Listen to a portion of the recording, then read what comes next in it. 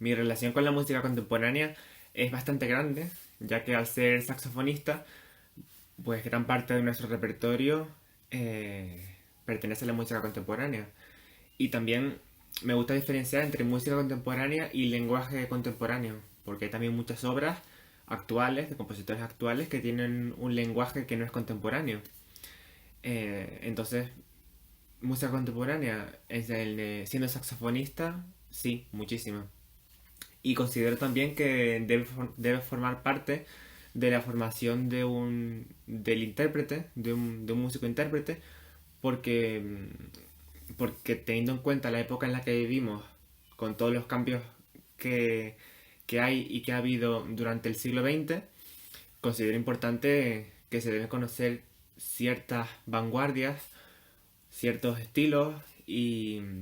ciertas maneras de componer y de interpretar música que hace 200 300 años no estaban a la orden del día. Entonces, actualmente, como músico y como intérprete, sí considero que la música contemporánea debe formar parte de la formación de un músico. Pues mi relación con la música contemporánea no ha sido tan estrecha como ha sido con otros estilos, desde el barroco hasta el romanticismo, por ejemplo. Yo creo que esto se debe, y una cosa que yo personalmente le he echado un poquito en falta,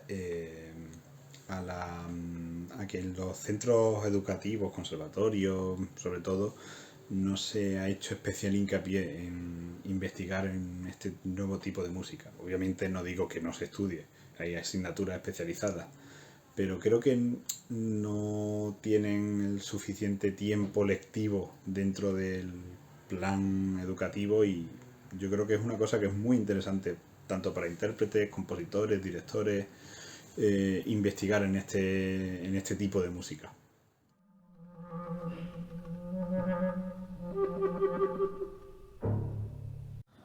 Bueno, en el mundo de la creación musical y más en concreto en el mundo de la creación contemporánea, digamos que el papel que juega el intérprete, a mi parecer, es muy relevante, ¿no? Ya que no sucede como en otros géneros donde tal vez es el propio compositor el encargado de llevar a escena su pieza, sino que aquí digamos que habrían dos partes diferenciadas, ¿no? Dos roles, el rol de compositor y el de intérprete, y obviamente son personas distintas, con impresiones distintas en torno a la partitura, y sí que considero que el proceso de montaje de la pieza con el intérprete es bastante importante, es incluso igual de importante que la parte de composición de la pieza, ¿no? Ya que en esta parte de montaje dentro del proceso, digamos que se necesita una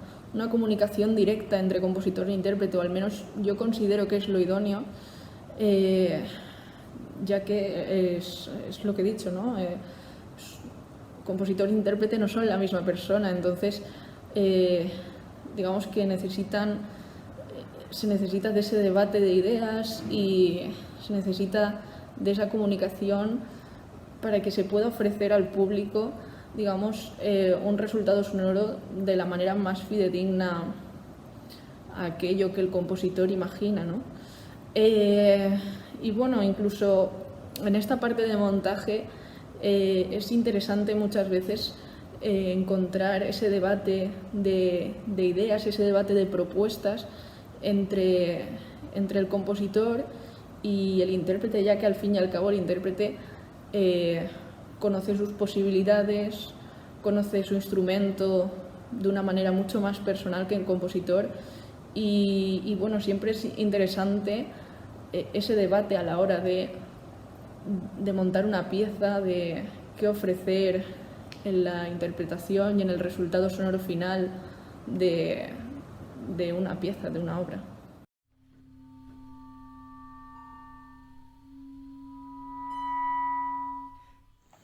Las pocas veces que he tenido la ocasión de trabajar en un repertorio de este tipo, para mí ha sido una experiencia bastante gratificante que he podido disfrutar, incluso por el hecho de poder trabajar ese repertorio con el compositor o la compositora mano a mano, que él o ella te muestre la idea que tiene de esa obra, por qué la ha hecho de esta manera y demás factores. Incluso el intérprete también puede dar su propio punto de vista y ahí se puede dar un cruce de informaciones muy interesante tanto para el compositor como para el intérprete. Personalmente, con uno de mis grupos de música, Aike Ensemble, que somos una clarinetista, una violonchelista y yo saxofonista, al ser un grupo de música de cámara atípico y no repertorio para este tipo de grupo, nos dedicamos también a contactar con compositores y a hacer encargos de obras. Por ejemplo, durante el 2019 contactamos con una compositora de Camboya y nos compuso una obra y fuimos allí a Camboya a estrenarla. Y durante este 2020 teníamos previsto ir a México y a Guatemala, pero por el tema de la pandemia no hemos podido ir, pero está en proceso de ir el año que viene a estrenar 2 obras de 2 compositores mexicanos. Entonces, personalmente, para mí es un lujo poder contar con compositores actuales y sobre todo tener este intercambio entre el compositor y el intérprete y tocar música de compositores actuales, es decir, darle voz de una manera a esos compositores, el trabajo que se hace conjuntamente, considero que es un lujo que hace siglos no se tenía, ya que simplemente se interpreta música de compositores que ya no viven. Entonces, personalmente es una muy bonita experiencia poder estrenar obras o poder tocar obras de compositores que viven hoy en día, porque precisamente por ese trabajo, por ese binomio del compositor y el intérprete, y pienso que es el futuro. Poder, poder tocar música de compositores actuales es un lujo que se debería tener en cuenta en muchas ocasiones.